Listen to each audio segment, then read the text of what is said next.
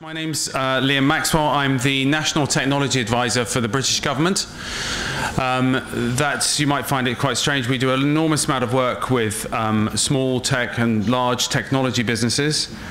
And I'm very glad to be here in Israel, and it's one of many visits we've paid to Israel to link up with our tech colleagues and other startups here within Israel. I'm always, in every briefing I get from the Foreign Office about coming to Israel, always starts, Israel has more startups per head than any other country. It's the startup nation. Well, I spend a lot of time going to technology seminars with startup businesses. I come from the British government, which isn't really a startup. We're a tax collection and public service delivery agency, and we were funded originally in 1688. So you might think that we're not the most agile and changeable organization in the world, but I have to tell you that that's not true. We are in fact an extremely changeable organization. And you may notice that over the last 5 years we've changed tremendously in terms of the way that we deliver digital government to citizens, and we work very closely with your Office for Digital Israel. We're on a similar mission, which is to turn the government into a public service delivery function for our citizens that's based around their lives and the way that they work. And we've changed the entire way that we deliver services to our citizens to make a government which runs and is of the internet.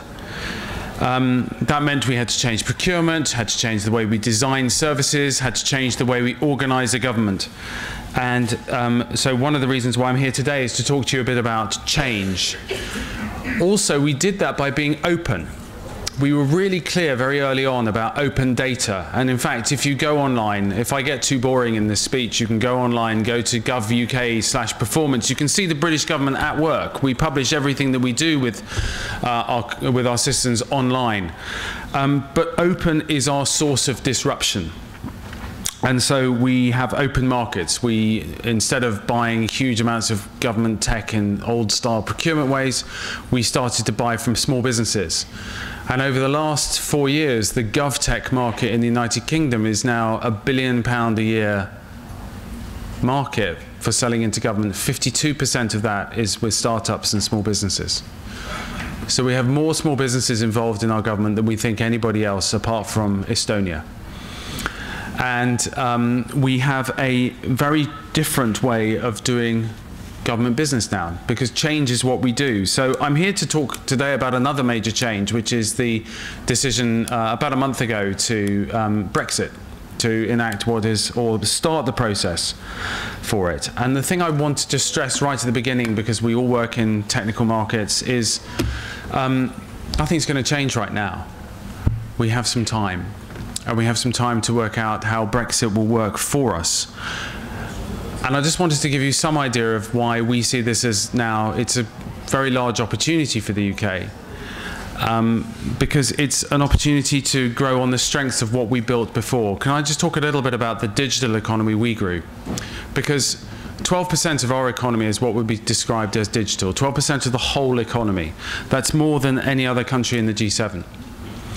And the reason that that has grown has been because we have got in the south of England and in the areas around our urban nation very good connectivity, but also we've attracted an enormous amount of talent to the UK. We've got talent internally, but also we attract talent. We have a very fair and open rule of law and a very straightforward system of regulation, particularly around data protection. And we have a huge network, and one of the best networks that we have is our network, which is formed by the UK Israel Tech Hub, between the tech community in Israel and the tech community in London and in the UK. And those three things combined, together with skills growth within our own economy, has meant that we are able to offer a very strong base for technology businesses, and also a very strong base for fintech businesses to grow. And that's why, with London being the preeminent technology market in the world and the preeminent financial market, it means that we are able to grow our technology businesses, and particularly fintech, strongly in the UK. And that's not going to change. But if I give you a quote from what made us change, what made our economy become dynamic, is because we decided to be transparent, we decided to be open, and we decided to make sure that the best would be able to build what they needed to build in the UK. And so, in the words of our new Prime Minister, we're going to make Brexit work for us. It's a great opportunity for us to actually change the way that we've done what we do, and we're going to take our time to get there. There are no immediate changes, and as you will know from the structures of the negotiations that will come up, that we have a 2-year period, a buffer anyway, at the end of that process. So in terms of making our change work, it's a tremendous opportunity now for us to work and to grow our science and our technology partnerships, particularly with Israel. And I think the one thing I'd say, and I'll say this again during this speech, is that our link with Israel is going to get stronger through this process, because it is one of the core areas and the core markets where we've seen great growth, but also where we can see a common spirit and a common way of working.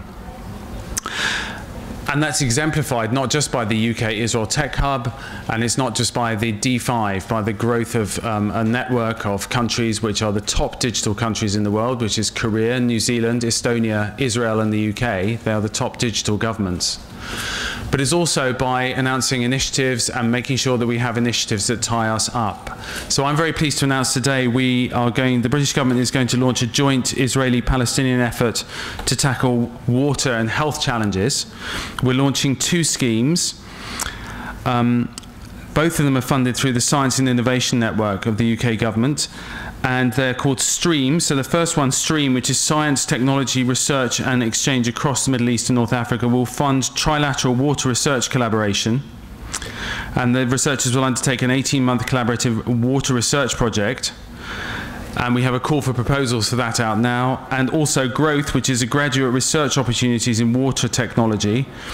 It's a fellowship program for exceptional graduates of Palestinian universities to conduct their graduate studies at Israeli laboratories, and also to attend and join up with conferences within the UK to help grow a sustainable market there. Now, this is one of a number of announcements which show a continual link and a continual joining up between the science, technology and financial communities of the UK and Israel. And we're very proud to make sure that we can grow those collaborations.